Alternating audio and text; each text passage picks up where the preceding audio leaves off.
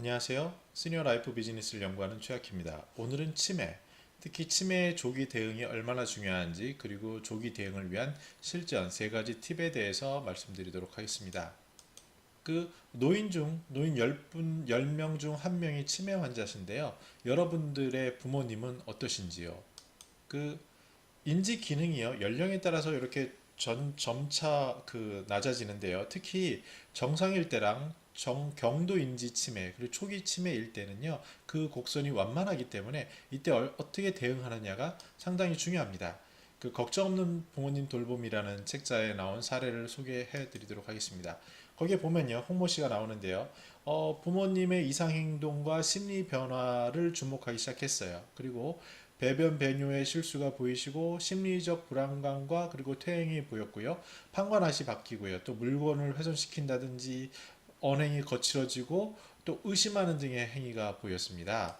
그래서 인지장애에 대한 심증은 있었는데 이것을 막상 현실에서 부모님 치매시죠. 뭐 이렇게 얘기하기 굉장히 어려운 거예요. 부모님에 대해서 죄송한 마음도 있고요. 특히 이제 부양의 돌봄이 가져올 가족에 미칠 영향을 잘 알기 때문에 너무나도 조심하게 되는데 많은 경우에 이 기간이 굉장히 길어지는 게 문제예요. 어떤 분은 심지어 바쁘기 때문에 부모님 치매인 거를 뭐 1년 이상 모르시는 경우도 허다하고요. 제 주변에 아는 분도 치매가 의심됩니다라고 말씀드렸지만 실제로 어떤 액션을 취하고 그러니까 검사를 받고 조치를 하는 데까지는 뭐 5달에서 6달 이렇게는 기본으로 걸리더라고요.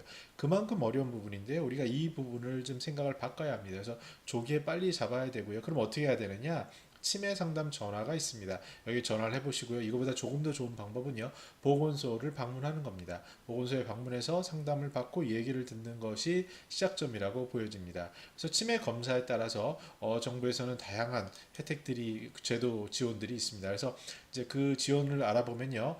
치매 선별 검사는 누구나 만 60세 이상은 다 무료로 할 수 있습니다. 그래서 이 부분을 해보시기를 권유를 드리고요. 특히 이제 난이도가 있는 부분은 비용이 지불될 수도 있지만 이것도 이제 경제 수준에 따라서 지원되는 것이 있고요. 중요한 것은 보건소, 특히 이제 서울시는 치매 지원센터라고 그러죠. 이곳에 가서 상담을 받는 게 모든 해결책을 받는데 기본이 됩니다. 그래서 제도를 간단히 살펴보면 노인 장기 요양보험에서 주는 혜택이 있고요. 치매 가족에 대해서 6일 동안 지원하는 것, 그리고 치매 치료를 위해서 관리비 평생 동안 매월 3만 원씩 지원하는 이런 부분이 있습니다. 뭐 굉장히 크다면 크고요, 작다면 작은 부분인데요. 이런 지원 부분을 알고 모르는 건 되게 중요하죠. 그래서 그 시작점은 여러분들이 전화를 하거나 보건소에 가거나 문의하는 것에서 솔루션을 찾을 수 있을 것 같습니다. 그래서 이 책에서는 홍모 씨는 세 가지를 강조합니다. 첫 번째는요, 조기에 발견해라.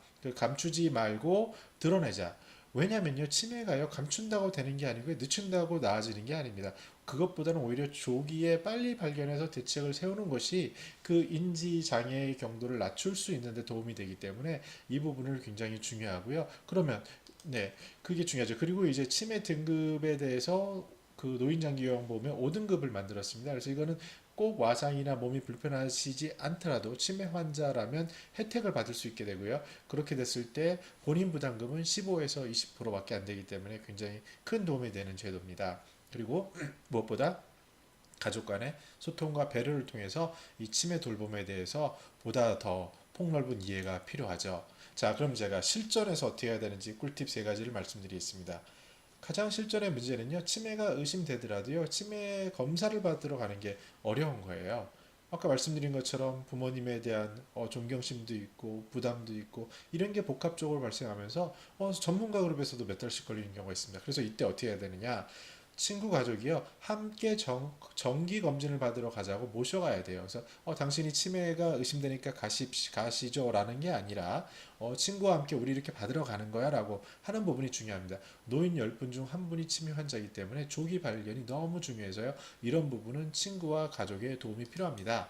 그리고 두 번째는요, 보건소를 좀 자주 가세요. 이제 서울은 뭐 치매 지원센터 보건소 옆에 붙어 있죠. 이런 곳을 가야 되는데, 내가 왜 뭐 민간 병원 가지 이런 데가 라고 말씀하시겠지만, 노인 생활에서 의료비가 차지하는 비중은 상당히 큽니다. 그리고 보건소가 공공 서비스이기 때문에 생각보다 잘 돼 있습니다. 그래서 거기서 모든 치료를 받을 수 없지만 초기 검진이라든지 정보를 획득하는 부분에 있어서는요, 굉장히 전문적인 서비스를 받을 수 있으니 보건소를 자주 가시기를 권해드립니다.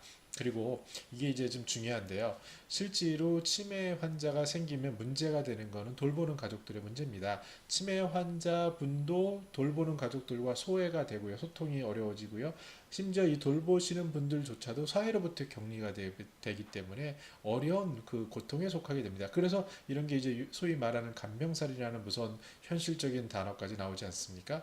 그런데 생각해 보세요. 부모님이 만약에 효심으로 그 치매 환자를 돌보시는데요. 제 친구도 그렇습니다. 7년을 그렇게 보신 분이 있어요. 아주 훌륭하죠. 근데 그 사이에 7년 동안 자기의 삶이 이렇게 없어졌어요. 그래서 물론 그 친구는 그 삶에 대해 충분히 보상받았고 그 선행으로 인하여 더 삶의 그 자양분이 된 거는 인정을 하지만 그 시간 동안에 그 어떤 커뮤니티와 도움이 만약에 전혀 없었다면 굉장히 어려웠을 거예요. 그래서 선진국에서도 많이 강조하는 부분이 뭐냐면요. 그 치매를 돌보는 가족들끼리의 가족 공동체 이런 부분이 중요합니다. 그래서 우리도 이런 부분이 발전되고 있고요. 여기에 대해서는 여러분들도 한번 알아보실 필요가 있습니다. 자, 그리고요. 유튜버에도 좋은 정보가 있는데요. 서울광역치매센터 하고 검색해 보시면요. 여러 가지 애니메이션이나 이런 걸로 좋은 정보가 많이 들어 있습니다. 그래서 치매가 의심되는 부모님이 계신 분들은 꼭 유튜브 여기에 검색하셔서 기본적인 상식과 기본적인 지식을 이해하시는 것이 앞으로 대응하는 데 큰 도움이 될 것 같습니다. 네. 오늘은 이렇게 시니어 라이프 스타일에 말씀드렸고요. 또는 시니어 비즈니스 트렌드를 함께 다룹니다. 더 나은 컨텐츠를 위해서는 여러분의 구독하기가 필요합니다. 구독하기 부탁드리겠습니다. 감사합니다.